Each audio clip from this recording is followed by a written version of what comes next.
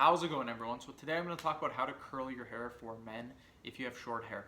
So before I get started, please subscribe to my channel if you guys haven't already. I do appreciate the support. It helps my channel grow.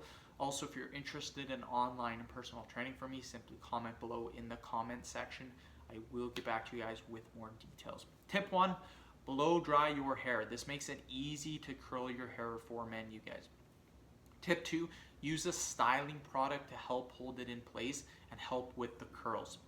Tip 3, use a natural texturizer. Texturizing spray is awesome for curling your hair. Give it a shot, you will not be disappointed. Use certain shampoos for curls. There are shampoos designed to help with curls. I recommend you do some research into which ones are the best and try a few different ones out until you find the one that works best for you.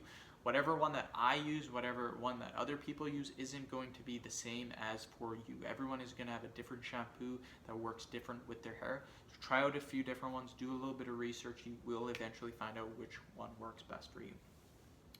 Make sure to shower regularly and use shampoo and wash your hair. This is a big step and big tip for getting your hair curly. If you're only washing your hair every 4 days or so, that's disgusting and it needs to be washed more if you want better curls.